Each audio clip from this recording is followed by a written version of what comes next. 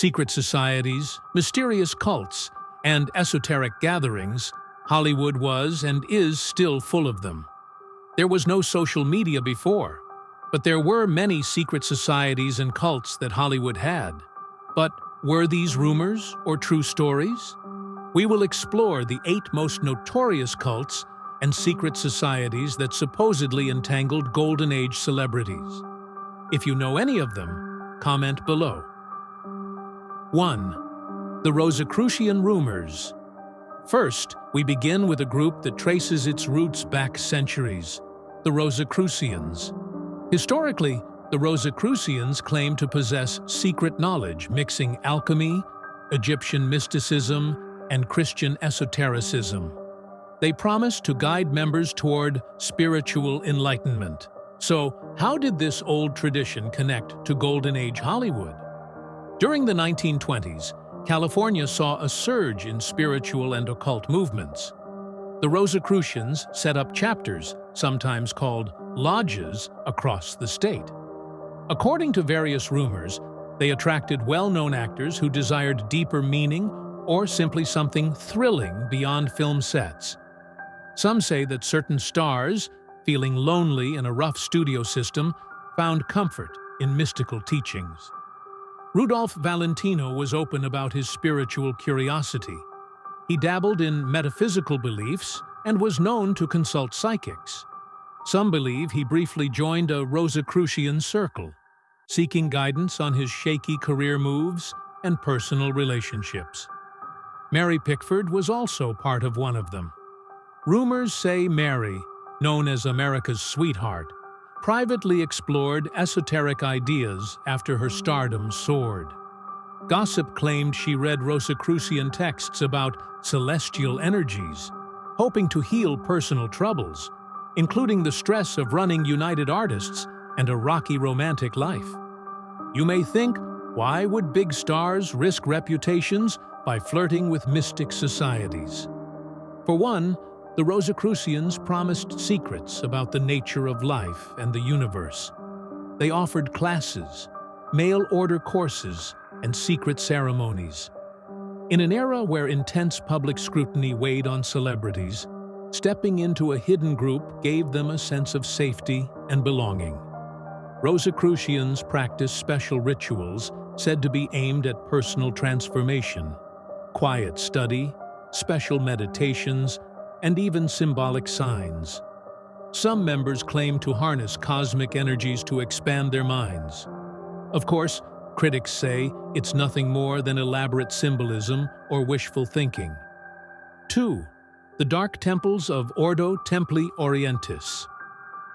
In the early 20th century, Europe birthed many occult societies, but few gained the reputation or notoriety of the Ordo Templi Orientis, also called OTO.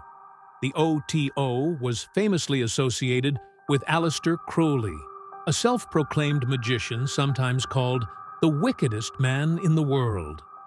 By the 1930s, OTO presence had spread to California, and whispered tales said Hollywood elites ventured into these dark temples to dabble in forbidden rituals. Crowley's teachings focused on magic, sexual rituals, and personal freedom from moral constraints. Did you know he insisted on spelling it with a K? That alone could lure creative personalities fed up with mainstream restrictions. If you've heard of "do what thou wilt," that's from Crowley's central philosophy. Maxine was not a well-known star, but she was rumored to be a silent film actress with a short-lived career. She allegedly wrote diaries mentioning OTO gatherings in Los Angeles. No direct evidence names bigger stars, but speculation soared that a few up-and-coming actors visited for excitement and liberation. Some claim that certain comedic actors, like a young man who later became a comedic giant, briefly attended a meeting out of curiosity. His name is rarely mentioned, but supporters say he witnessed strange ceremonies involving symbolic altars and incantations. OTO gatherings promised intense experiences. Practitioners believed they could tap into hidden spiritual power through sexual or magical rites. For film stars bound by conservative studio rules, it might have felt thrilling, rebellious, or even spiritually enlightening. The OTO was also rumored to let high-profile visitors remain masked or anonymous at certain ceremonies, further safeguarding secrets. Newspapers occasionally reported busts of immoral gatherings in Southern California, linking them to strange occult groups. But rarely were big names publicly identified. Some believed hush money or powerful lawyers prevented stories from going mainstream. Indeed, Hollywood moguls fiercely shielded their top talents from scandal. A single rumor about devilish rites could end an actor's career in that moralistic era. 3. Scientology's early entanglements. Today, Scientology is famous worldwide, with big-name celebrity devotees. But it started in the early 1950s, right around the tail end of Hollywood's classic Golden Age. Founded by L. Ron Hubbard, a former science fiction writer, Scientology started with the publication of Dianetics in 1950. Soon, curious actors and actresses living in Los Angeles began visiting Dianetics groups, hoping for therapy-like sessions to help them navigate the intense pressure of stardom. In Dianetics, Hubbard promised a method to clear the mind of painful memories or engrams, leading to perfect mental health. For celebrities dealing with the stress of never-ending publicity and demanding studios, the idea of emotional freedom was tempting.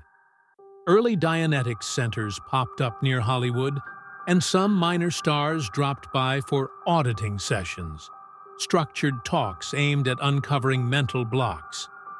Gloria Swanson publicly praised Dianetics as a helpful self-improvement tool.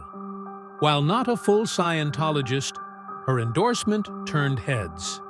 She said it aided her in coping with traumatic memories, though she never claimed official membership.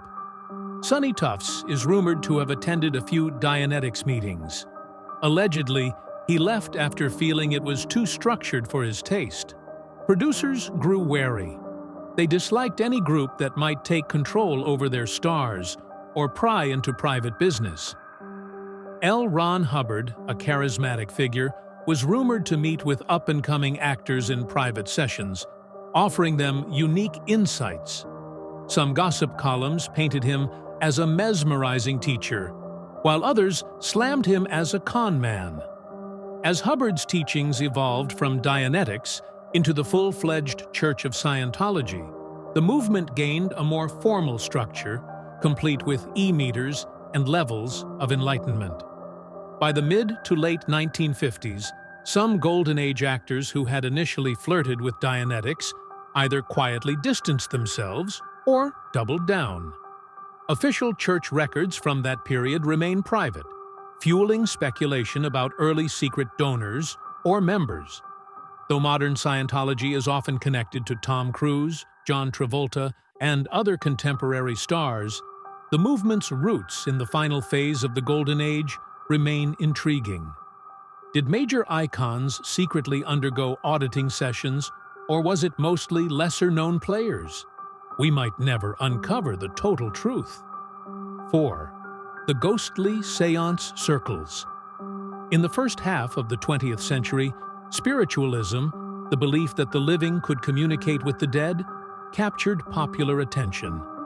Mediums claimed they could channel spirits and deliver messages from beyond. Not surprisingly, some of Hollywood's biggest stars, dealing with heartbreak or seeking guidance, took part in hush-hush seances.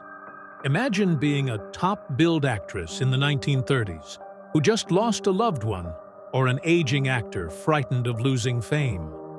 Spiritualists promised them comfort and direction from the other side. Large seances in lavish mansions featured darkened rooms, lit by flickering candles, with mediums chanting and calling forth spirits. For some, it was mere entertainment. For others, a desperate hope to hear from departed friends or even to gather spiritual help for career decisions. Some mediums became celebrities in their own right. Amy Semple McPherson, although more of an evangelist than a medium, was rumored to host nights where visions from the afterlife were summoned. Another figure, simply known as Madame Vi, claimed to have star clients who visited weekly. In diaries and letters, certain starlets wrote of feeling intense presences or receiving lucky numbers to pick their next script. Carol Lombard was rumored to have visited mediums after tragic losses in her circle. Some alleged she believed contacting protective spirits would ensure success in future film projects. Clara Bow, known as the It Girl, fought anxiety and personal demons. A few accounts say she sought comfort in spiritualism, hoping an otherworldly voice could quell her racing mind. A handful of these seances were exposed as frauds. Investigations found hidden wires, accomplices behind curtains, and props creating illusions of ghostly apparitions. The press reported on a few scandals, delighting in mocking gullible movie queens who fell for parlor tricks. However, many remain uncertain. Might a few mediums have been sincere? Did some stars truly sense spirits from beyond? Studio bosses, again, tried to keep these gatherings quiet, worried the public would laugh at naive actors or judge them for dabbling in the occult. But the stories leaked out anyway, fueling the aura of an otherworldly Hollywood. 5. The prosperity polishing of I Am activity. Around the mid-1930s, a spiritual movement called the I Am activity emerged, founded by Guy Ballard and his wife Edna. Blending Christian ideas, theosophy, and a strong emphasis on positivity and cosmic masters, I Am promised personal transformation and prosperity. With Hollywood craving good fortune and a path to success, it's no wonder certain actors supposedly got involved. The I Am activity taught that humans could connect to an ascended master inside them, channeling powerful energies to manifest health, wealth, and stardom. Through daily decrees, chanted affirmations, members believed they shaped reality, visualizing success, chanting for cosmic help. It all seemed like a direct route to stardom for some. Mae West was at times linked to New Thought or metaphysical beliefs. Rumor claims she briefly entertained I Am teachings for a personal sense of confidence, though no proof ties her deeply to the movement. A lesser-known comedic actor, often cast as a sidekick, allegedly credited I Am affirmations with landing him a contract extension at a major studio. Critics labeled I Am a cult for its strict demands. Members had to attend regular conclaves, buy official books, and treat founders Guy and Edna Ballard as nearly saintly figures. Some newspapers blasted them for selling spiritual solutions at high prices. The Ballards faced legal troubles around fraudulent claims, particularly when the U.S. government questioned their finances. But the I Am activity remained popular well into the 1940s, hosting large gatherings of thousands. The Golden Age was a land of big dreams, yet behind the scenes, actors battled contract disputes, typecasting, and fierce competition. A system that handed out success to a lucky few left many feeling powerless. I Am offered a method to decree better roles or gather cosmic energy for a sense of control. Especially for starlets hoping to outshine rivals, these teachings seemed worth a try. 6. The UFO cult craze. Flashback to the 1950s, the post-World War II America was abuzz with flying saucer sightings. People claimed to see lights streaking across the sky, and science fiction soared in popularity. In Southern California, where the film industry thrived, several UFO cults popped up. Most famous was George Adamski's group, which believed in benevolent space brothers from Venus or other planets, eager to guide humanity. Did any Golden Age actors join these cosmic circles? Sci-fi films were big business, like The The Day the Earth Stood Still, 1951. So UFO talk was already part of movie culture. Off-screen, some stars grew curious about alien life. They attended UFO clubs, meeting in desert locations, hoping to see or commune with visitors from the sky. Some gatherings took place in the Mojave Desert, featuring contactee speakers who claimed to telepathically chat with space aliens. Attendees might include lesser-known actors searching for something new and thrilling. George Adamski hosted stargazing nights near Mount Palomar, teaching that advanced aliens had moral lessons for Earth. Rumor says that a young starlet from a 1950s TV Western occasionally visited, though her name remains unconfirmed. Believing in wise alien guardians might offer comfort. If earthly systems, studios, publicity agencies felt oppressive, maybe cosmic friends brought hope. Add the scenic desert nights, and you had a compelling, otherworldly experience. Mainstream press often mocked these UFO groups as hoaxes. Adamski's photos of flying saucers were dismissed as pictures of lamps or pie plates. Others pointed to a lack of real evidence. Still, Hollywood folks who faced public humiliation if they openly joined such groups often did so quietly. Though some label these gatherings cults, others see them as harmless clubs with a spiritual twist. Did a big Hollywood icon ever become a devout believer? We lack solid proof. But people have whispered about star sightings at desert UFO watch events since the 1950s. Many believed the hush-hush aura made it even more enticing. See the stars, and maybe meet the real stars from outer space. 7. Jayne Mansfield and the Church of Satan. This next group definitely sounds shocking. The Church of Satan, founded by Anton LaVey in 1966. You might think it had no place in the Golden Age, which is usually considered to end in the early to mid-1960s, but the timeline overlaps just enough. And the rumored star is none other than the vivacious Jayne Mansfield. LaVey formed the Church of Satan in San Francisco, preaching that Satan was a symbol of personal freedom and defiance, rather than a literal demon. He dyed his hair black, wore dramatic capes, and gave spooky lectures, attracting curious onlookers from many walks of life, some from Hollywood. Jayne Mansfield, famous for her comedic, sexy persona in films like The Girl Can't Help It, was rumored to have visited LaVey's Black House.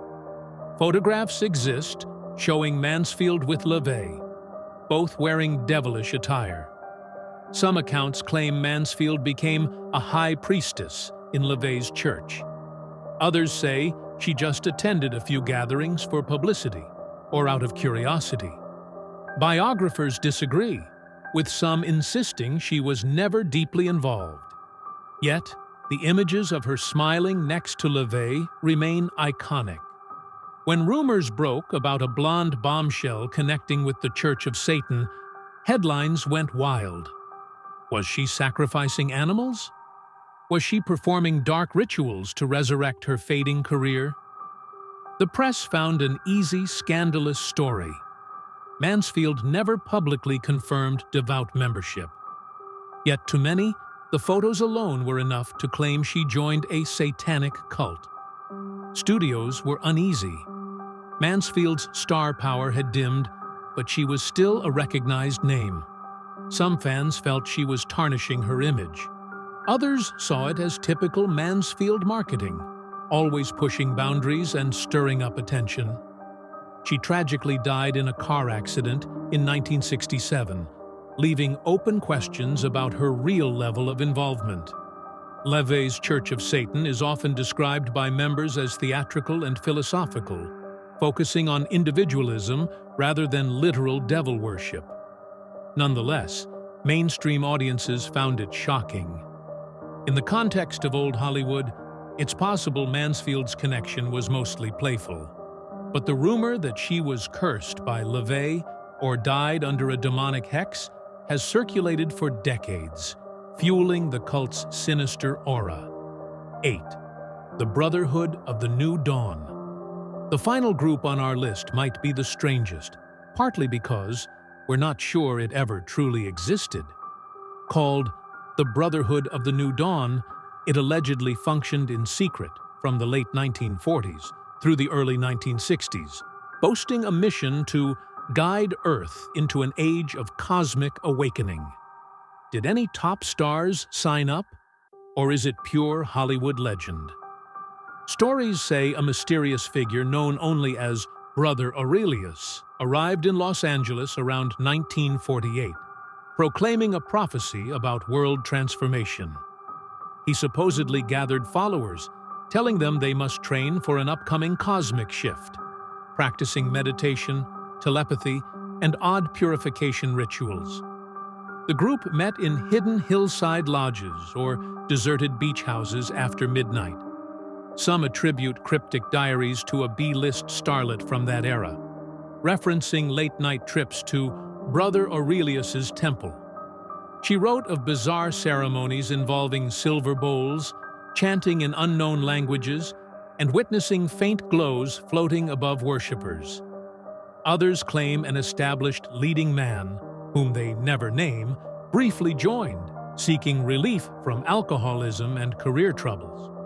He apparently left in alarm when things got too weird. No serious historical documents confirm this group's existence. Many suspect it's a mishmash of leftover rumors about UFO cults, theosophical societies, and personal experiences at underground parties. The name Brotherhood of the New Dawn surfaces occasionally in out-of-print scandal sheets from the 1970s, but references are vague. Hollywood thrives on fantasy. A secret group foretelling humanity's future fits the city's flair for drama. Also, the era's hush-hush vibe fed into these rumors. If big stars joined, they wouldn't talk publicly. The group's alleged meltdown in the early 1960s, just as the Golden Age was winding down, supposedly scattered members across the country. Without official records or a known leader, the Brotherhood remains a ghost story of Tinseltown. Is the Brotherhood of the New Dawn just an urban legend? Possibly. Yet the whispers about chanting film stars, hidden hillsides, and cosmic revelations highlight a recurring pattern. Many actors yearned for deeper meaning or an adventurous escape from the daily grind. Whether they found real spiritual truths or got tangled in deception is anyone's guess.